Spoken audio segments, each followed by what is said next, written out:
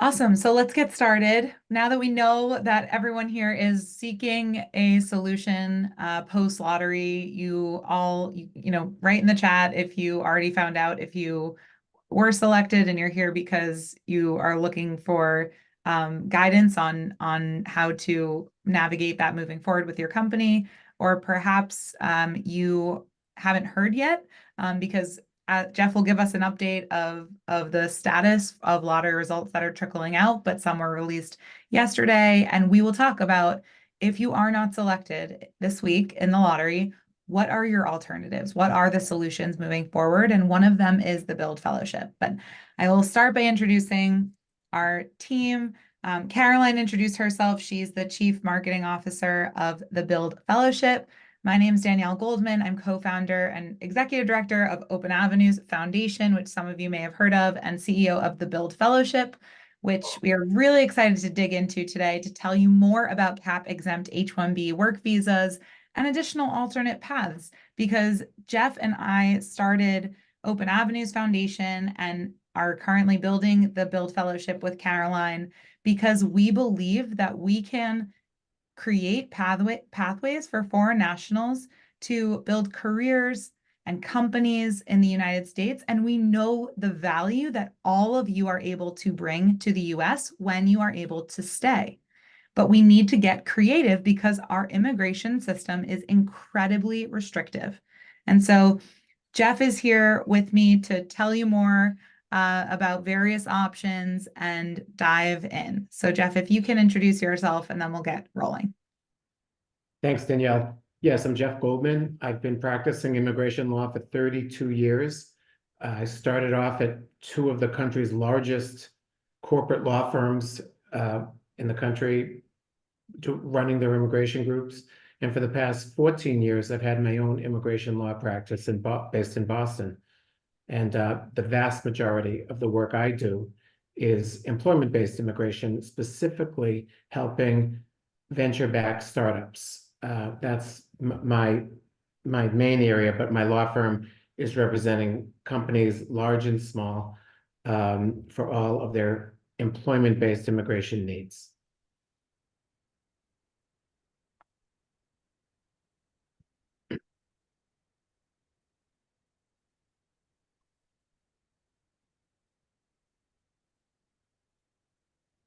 Jeff, are you there? I'm here. What happened, Danielle? I have this tiny little screen. Yeah, take that off for a second so I can What? how did I? Oh, okay. All right, I got it. Thank you. Today's immigration system, there's one of the biggest problems in our immigration system today, that is the H-1B is limited in number every year. The H-1B is the most common work visa for foreign national professionals, especially international student graduates from US colleges and universities who want to stay in the US and work in a professional field. There's only 85,000 H-1Bs every fiscal year, and they're selected in an annual lottery system. In the 2023 H-1B lottery a year ago, 780,000 employees were registered, and only 15% were selected. This year, the 2024 lottery ended this week. Companies were allowed to register foreign nationals for the H-1B lottery for about 16 days in the month of March. That ended it was supposed to end on the 18th. They extended it to the 23rd, and they shut off all the new registrations. And yesterday, they started posting the winners of who won the 85,000 H-1Bs for this fiscal year. I will tell you, while we don't know how many hundreds of thousands H-1B registrations were received this year, I can tell you that my law firm so far has won only 13% of the registrations we entered. It is possible that USCIS could still be posting the winners. In fact, I think they have to be, because I don't think they could have posted all 85,000 winners just in a 12-hour period last night. So I am expecting to see more winners tonight and tomorrow and maybe even throughout the weekend. But certainly by Monday, they'll be done posting the winners. You know if you won because your employer logs in to the portal and looks at your name. And if it says registered, it means you're still registered, you didn't win. But if it says selected, it means you won. And if you win the H-1B lottery, the employer has only until June 30th to file an H-1B petition for you. But it's a significant problem that we are limited with the number of H-1Bs every year. And I just want to add that, I've been talking to a lot of attorneys over the last few weeks asking about where projections are in terms of the lottery this year, given that there was a new rule put out this year that was intended to limit the fraud that has been in the system historically, where individuals had multiple companies filing for them in the lottery. And uh, attorneys were saying, up to 40% was what they were really projecting this year. So when Jeff says, like, this could really increase over the next few days, we're hoping for many of you on the call today that that's exactly what happens, and that it does. Jeff was saying, for some of you on the call earlier, Jeff was saying his attorneys across the board are at about 13% today, but we're hoping that that increases over the next few days.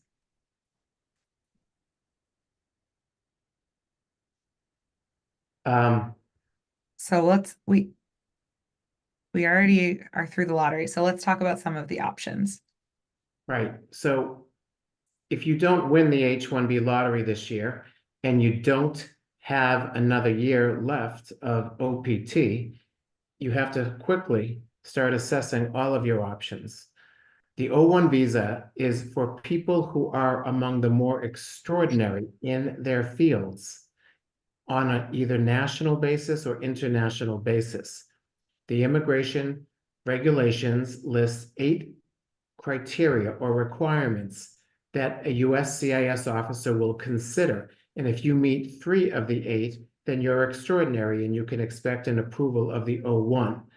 The 8 criteria are listed on my website and on every immigration lawyer's website, and you just need to Google O-1 criteria and they'll come up. But if you think you might meet 3 of them, you should have a consultation with an immigration lawyer, and I'm happy to give you that consultation. We don't charge for consults on people who want to know, do I have a good chance of winning O-1? The TN visa is only for Canadian and Mexican workers in very specific fields. Most of them are STEM fields. There's science and technology, engineering, math. Those are the fields of most of the TN occupations, but not all. So if you're Canadian or Mexican, you definitely need to consider a TN. L1 visas are for multinational companies. That means there's an office inside the US and the same company has a related office outside the US. It requires you to have worked for 1 full year outside the US. And then you could be sponsored for an L1 to come to work for the US entity after you've been 1 year outside the US. F1 CPT. Many of you have already been on F1 status, and you might know about CPT, Curricular Practical Training. This is offered only if one of your course requirements for your degree requires you to work off campus in some kind of a job or internship or experiential opportunity. It is possible for a university to grant CPT for full-time on day 1, meaning the first day that you enter the university. So some people who have missed out on the H-1B lottery, who don't qualify for O-1, there is no multinational company for L1, they're not a Canadian for TN, they're re-enrolling at a university into perhaps a master's degree program. And they're enrolling at a university that has promised they will grant full-time off-campus work right on the first day of the program using CPT. This is a viable option. You just have to be extremely careful that you're working with a reputable university that truly does have a real educational program and graduates students with their degree from the program, because there's a lot of fraud out there. There are people posting that you can get CPT with this university, but the university doesn't really offer any courses and they don't graduate anyone. They just give out day one CPT. So you want to definitely be careful of that.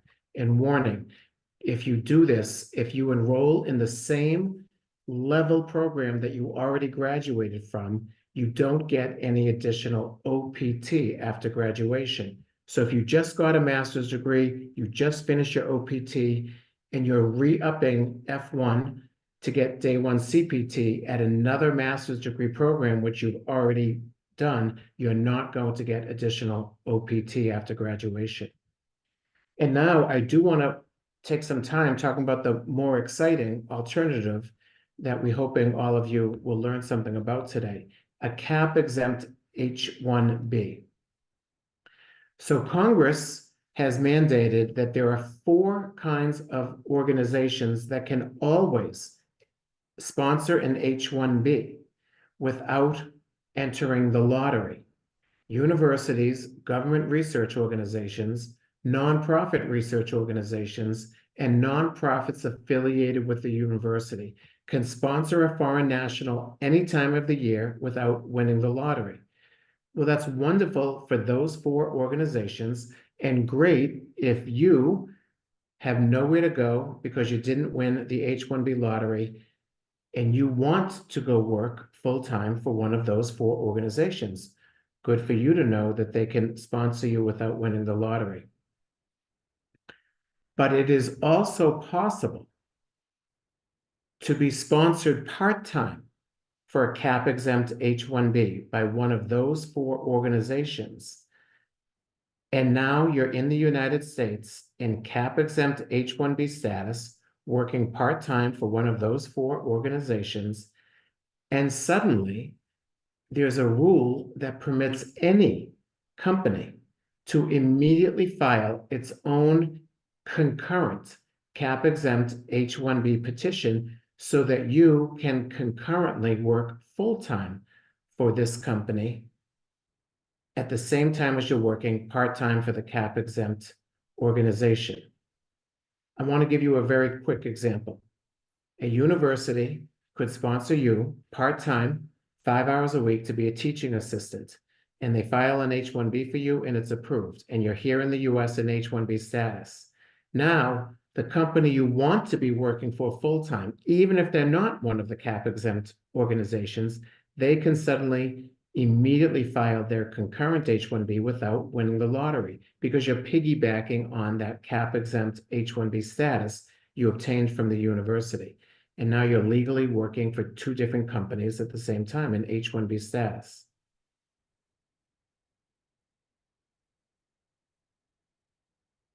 So Danielle and I and Caroline have been working on building the Build Fellowship, which will help lots of you out there and lots of companies be able to constantly get a concurrent H-1B, because you will be working part-time for a cap-exempt H-1B employer. And Danielle's going to take you through this chart and explain to you how that works. Thanks, Jeff. Awesome. So as Jeff said, there are 4 types of cap-exempt organizations in the United States, and one of them is a nonprofit affiliated with universities. So rewinding back to 2017, Jeff and I started Open Avenues Foundation, which was a nonprofit that we partnered with universities across the United States and built out a cap-exempt entity. And what we have built out of the Build Fellowship is a network of nonprofits that are launching fellowship opportunities for you to work part-time, training students at university partners so that you are able to be sponsored for a part-time cap-exempt H-1B at one of these nonprofits. And then your company, as Jeff mentioned, can file a concurrent full-time cap exempt H-1B. And so when you work the 5 hours per week with one of our nonprofit partners, individuals are spending that time training the future workforce within your field. So if you're a software developer, you would be a software development build fellow, leading software development projects part-time for students at one of our at our partner schools. And this would allow you to continue to work full-time for your employer that files this concurrent cap exempt H-1B. You must remain employed in the fellowship program for as long as you want to maintain the cap exempt status with your employer. So you can be in the fellowship program for our minimum of 6 months. You might be in it for a year, up to 3 years, which is what we file for, and you can extend beyond that if needed. But essentially, everyone here knows, this is a way to really get around the lottery system if you are in a situation where you don't have another option. So just to give you an overview of where we have come to this point.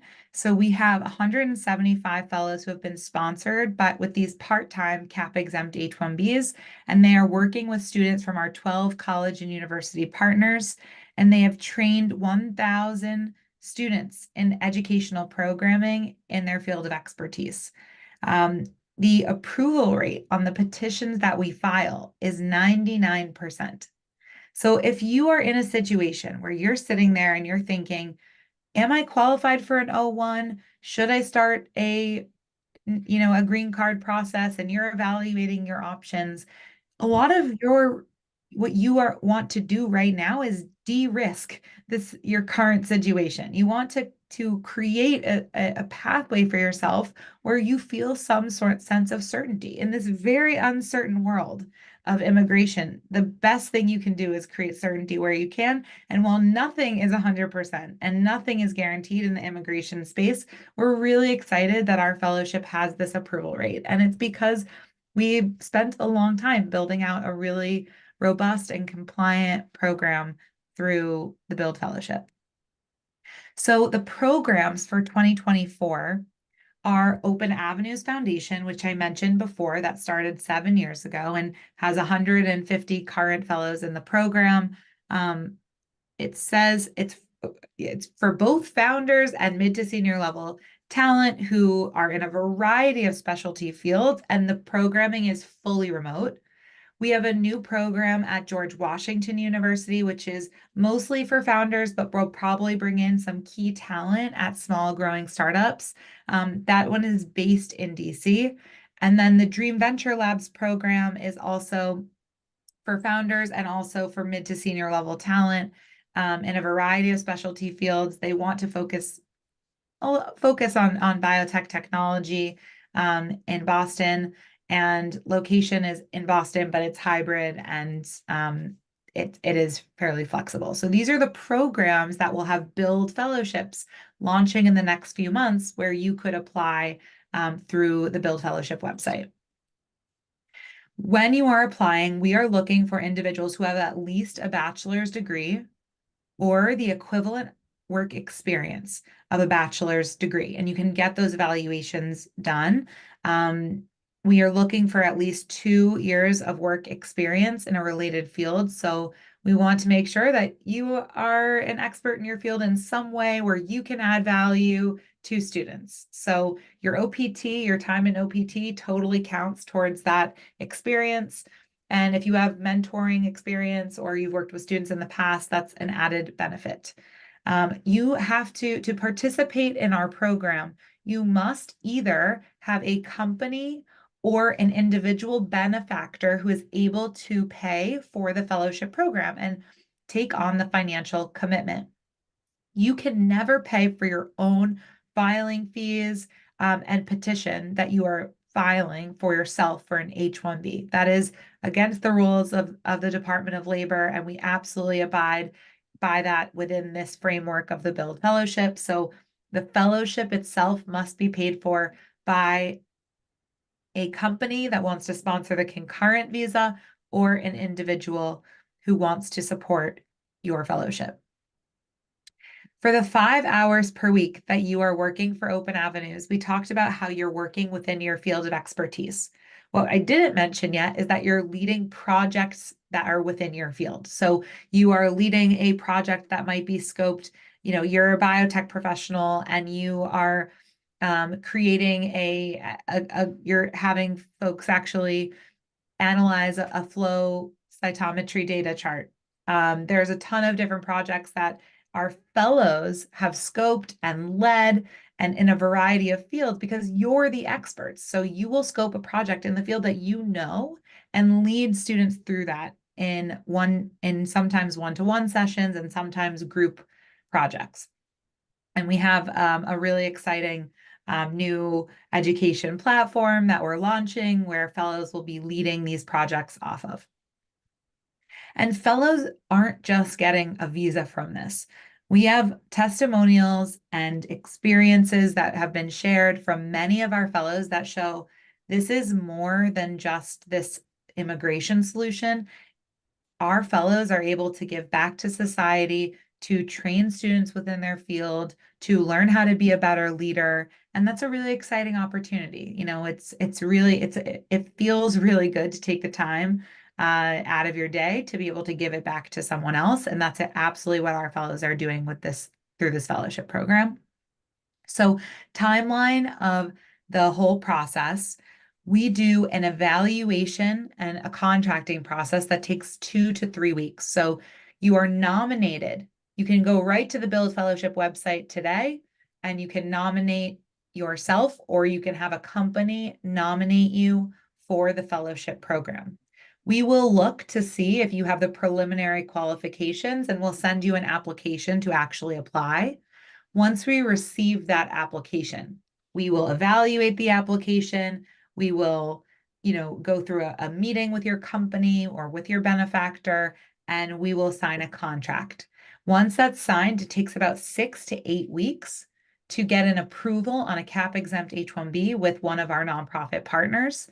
And then once you have an approval for a cap-exempt H-1B, the very next, in the few days, following your approval, as soon as the very next day after we receive the approval notice, you will be able to have your company file a concurrent cap-exempt H-1B on top of the H-1B that we file. So the financial commitment is $15,000 to $18,000 upfront. It depends on the size of your company, but right now, most companies are in the $18,000 range. It's also a monthly fee of $1,300 once you start the fellowship program. These are the program costs. This is how we run our education programming and workforce development programming. And then the salary share is actually a split of the salary you receive from the full-time employer. It covers the 5 hours per week that you will be working in the fellowship. And if you're offered so the way it works is if you're offered $100,000 for salary, we will calculate 5 hours a week at the fair prevailing wage. And let's say it's $8,000.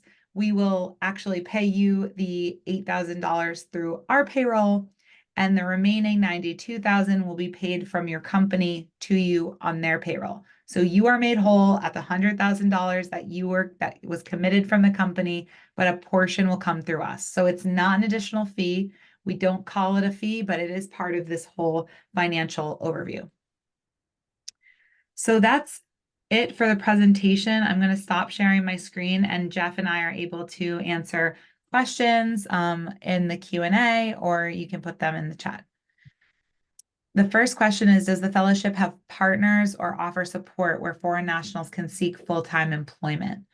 At this point, we do not. You can definitely go to our website and look at the list of companies. If you go to there's a place where you can look at the company partners, and if you press see more, you can see all of the companies where they have had a fellow in our program. And that's a great place to start because those companies have all demonstrated that they are willing to go above and beyond for top talent.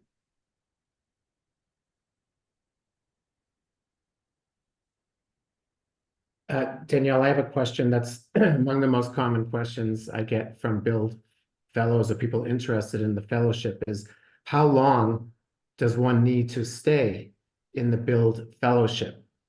And as Danielle alluded to earlier, you you would want to stay in the Build fellowship until you no longer need it. And you no longer need it when either you win the H-1B lottery and the following October 1st arrives and you are starting in regular H-1B status, then you no longer need to be in the cap exempt H-1B status and you no longer need to continue with the Build fellowship. Or maybe over your first year in the fellowship, you've really been working to build up your credentials for an O1. And that the issuing of an O1 status would mean you no longer need to be in the Build fellowship. It could be that your employer has started the green card process for you. And while it might take 2 years, maybe you've lost the lottery again the next year, but suddenly the green card process has gotten to the point where you are issued a work authorization document as part of the green card process, and now you no longer need to be in the Build fellowship. So the idea is to get you into the fellowship because it's an amazing solution when there's no other solution. And once you're in, the idea is to start planning on how you'll eventually be able to get out. Great. The next question was, and I understand that someone wrote that the chat is disabled, so please type your questions in the Q&A. The next question is this program helpful for me to build my profile for an You paused, Danielle. Is the program helpful to me to build a profile for an EB2 national interest waiver? Possibly. An EB2 national interest waiver, first requirement is you must have an advanced degree. Second requirement is you have to be working in a field that has substantial merit and national importance. Teaching part-time, being a part-time fellow and working with the future workers of America and training them with hands-on learning opportunities is definitely helping build up one of the national importance and substantial merit to your application.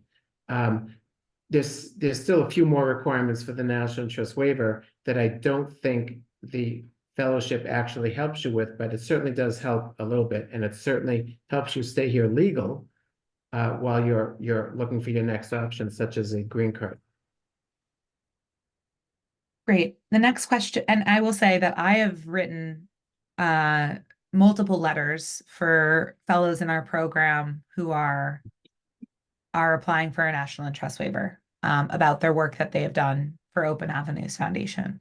So in the Build Fellowship. So that's a factor. Can a benefactor be a spouse or family member or a friend? The answer is yes. An individual benefactor cannot be the recipient of the H-1B, nor can they be a dependent on that H-1B. So as long as your spouse or your family member is not on an H-4 visa that off of your cap exempt H-1B, then they can apply as your benefactor for the program. The reason, I think it's important to explain the reason. The US Department of Labor has clearly stated that the foreign national being sponsored for an H-1B may not pay any of the fees associated with the H-1B. It did not say that all fees must be paid by the employer. It does not say all fees must be paid by any particular person. It only says that you, the foreign national, cannot pay the fees. And that's why we are of the opinion that the benefactor can be an individual person other than you. If I approve, okay, someone's asking if they're approved for a cap exempt H-1B, do they only have to work for the nonprofit? I'll just clarify as best I can. The way that this works is if you are approved for a cap exempt H-1B with one of the Build Fellowship nonprofits, you remain employed by that nonprofit as a fellow for as long as you want to maintain cap exempt H-1B status with your full-time employer. So, you can't just get into the fellowship program, apply for a cap exempt H-1B with your full-time company, let's say it's Amazon, and then leave the fellowship and be on a cap exempt H-1B with Amazon. You must remain in cap exempt H-1B status with the cap exempt entity to maintain the cap exempt H-1B. So Because you've not won the lottery. So Amazon cannot have a cap exempt H-1B without you also being concurrently employed by one of the four cap exempt organizations. And likewise, you can't just suddenly say, oh, I think I'll start up my own company and just jump and sponsor myself for an H-1B. You can't, you haven't won the lottery. So unless you are continue to be employed by either Open Avenues or George Washington University or any of the nonprofits working with Build Fellowship, you just can't jump and be employed by someone else. The next question was about getting hired at one of our listed company partners if the Build Fellowship will collaborate to sponsor the candidate. It depends. The companies there have done this for employees in the past who are highly valuable. So if they are hiring you and you come to them and say, hey, I'd really like to work for you, I would like to, I'd like to explore the Open Avenues pathway or one of the Build Fellowship pathways, you absolutely can try that and they will know what the program is. And 99% of them have had a good experience. So the chances that they're willing to do this are more likely than another company that doesn't know about this yet, but absolutely not guaranteed. We don't have a partnership where they automatically work with us for any new foreign national hire.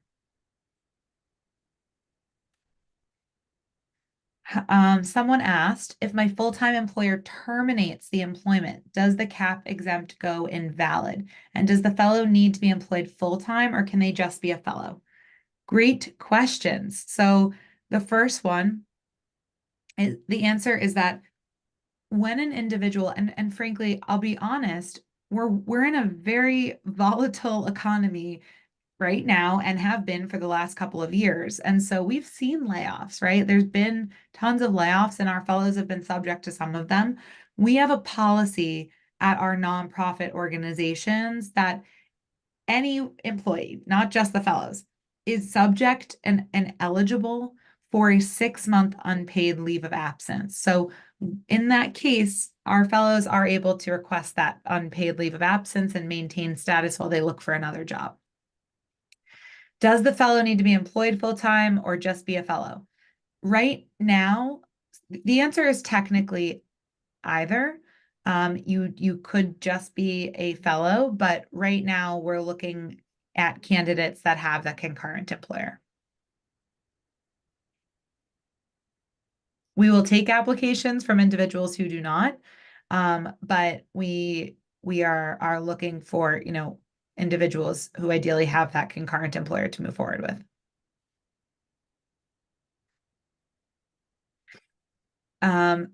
Costs of the program from the company and the petitioner side.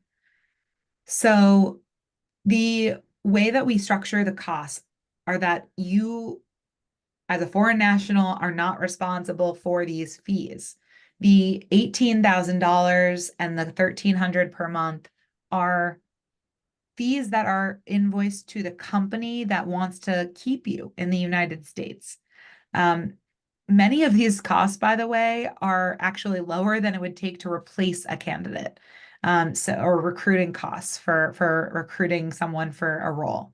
So we have many, many companies that are paying these fees on behalf of a foreign national. The way that, I recommend if you're going to a company and you're not already an OPT, if you're going to a company and you're trying to get them to do this for you, it makes sense to try to negotiate this into your total compensation package, right? Sometimes you might ask for professional development funds or a bonus structure or something along those lines. Instead, try negotiating this fellowship into your compensation package. Take a little bit of a lower base compensation and suggest that this be part of that. You have to stay above the fair prevailing wage, of course, but the reality is sometimes this is existential for your career. And of course, I want everyone to get paid as much as possible, but sometimes this comes down to the finances. And if so, there's ways that you can be smart about positioning this. The salary share is structured where the company pays a portion of the salary through the Build Fellowship so that we can pay you for the fellowship program. If it's an individual benefactor, it's the same thing. They're paying a portion, they're paying that amount, that the 5 hours per week. You ultimately will get that amount minus the taxes. So you have to note that if it's an individual benefactor, there are the tax components will be another additional cost.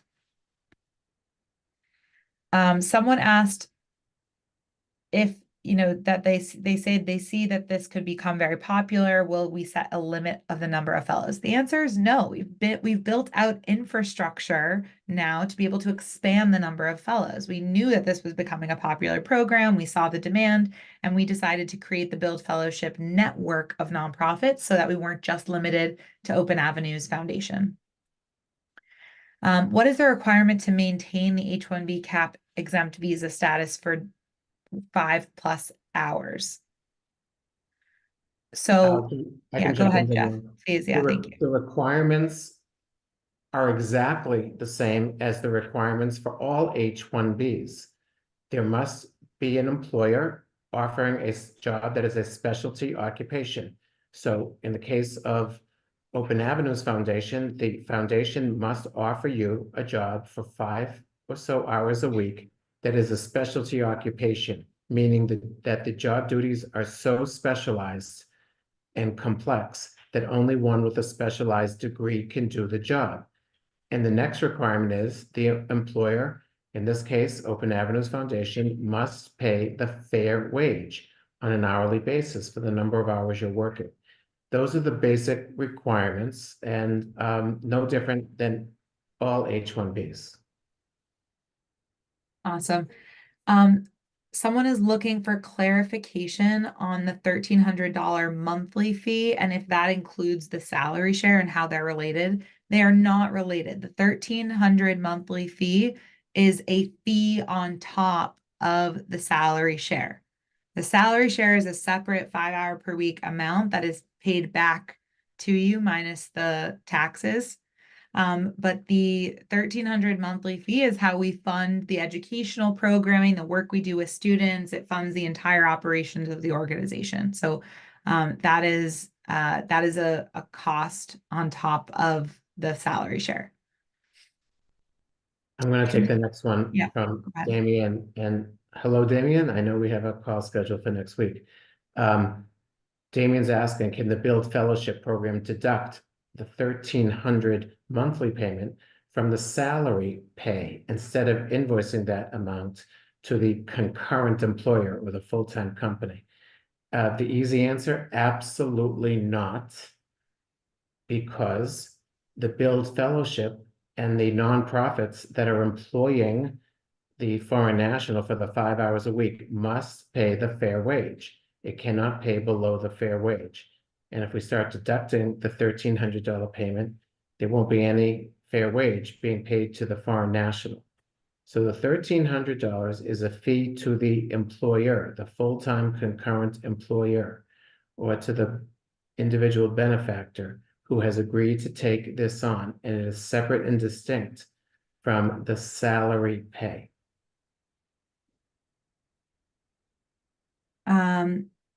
The next question was about the specialty occupations that we work with and accept into the fellowships. So we don't have you know what? You can actually go to our website for Open Avenues Foundation at least and see examples. I'll drop it in, but we have you can see from these micro internships that we launch, we have a variety of specialty occupations. Here we have biotech, business, we have data science, engineering, finance, software development, but we've really expanded this year. So if you have an urban planning background or graphic design, we've done those specialty occupations. We have recently done a lawyer for a specialty occupation. So we are willing to take a look. The key is that you have a degree in the field in which you are working. Next question is, can I secure a cap exempt H-1B via consular processing? And the answer is yes. There's two ways to get into H-1B or cap exempt H-1B status. The first way and the most common way is you're here in the US and you're in F1 OPT and you file an application to change your status here in the US and you're asking the USCIS to automatically change your status from F1 to H-1B. And that can be done if you're legally here in the US. You could also get H-1B status by getting it outside the US at a consulate in your home country, at a US consulate in your home country. That's called consular processing. So the employer could file the H-1B petition, but instead of asking the government to change your status, they ask the government to simply notify the US consulate in your home country that the H-1B petition has been approved, and you will go to the consulate and get an H-1B visa there and then enter the US in H-1B status.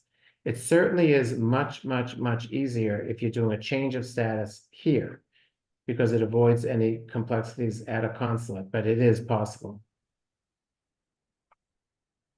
Okay. Someone asked, how much can I earn from the fellowship? I'm curious to know the range, lowest to highest, and the average. So first of all, when you say earn, it's actually a portion of a total salary.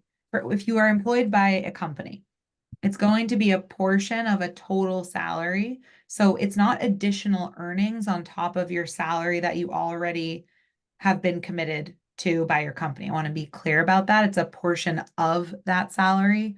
If it's an individual benefactor, it is, depending on who it's coming from, it is additional earnings, but on top of, you know, a different salary you may have. The range is hard to say because every single county in every single state in the US has a different fair wage for every one of the specialty occupations in the United States. You can go to, I'll drop the link in a minute, but there's a database where you can look up the different specialty occupations based on the state and the county you live in and look at the fair prevailing wage, and you will see the hourly wage and you will understand what you would be paid for 5 hours at that hourly wage.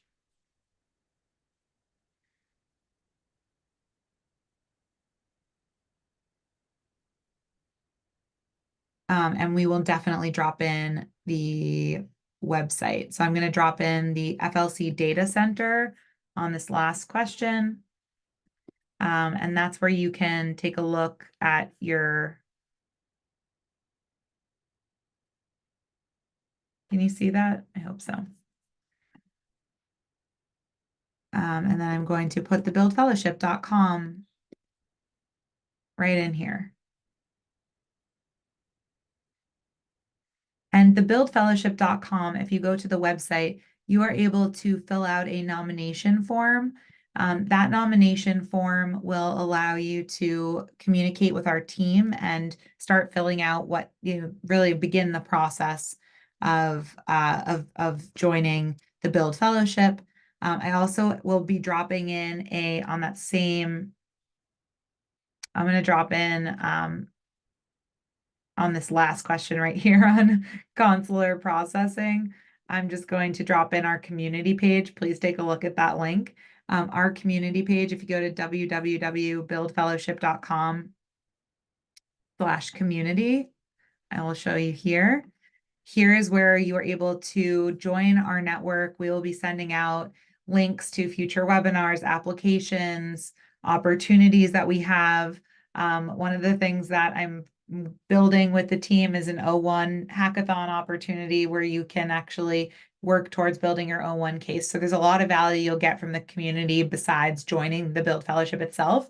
If this is something that the Build Fellowship is something you think you would like to join throughout, at a different point throughout the year or next year, this might not be for you now, but you can absolutely, um, uh, really look at this for the future and join the community now. Connecting with alumni, you can connect with them on LinkedIn. If you go to Open Avenues Foundation, you'll see the alumni in the program, so feel free to reach out to them. I'm sure they'd be happy to talk to you. And we will send out the fees. It's 18,000 initiation fee. That's when we apply. That includes all of the legal fees, the filing fees, and the work that we're doing to set up the fellowship. It's $1,300 per month. And then there is the salary share. Great. All right, everyone. I hope you join the community. I hope you join a future webinar. I really hope for many of you that you get good news about the lottery, but if not, that's why we are here. So please reach out if there is anything you need.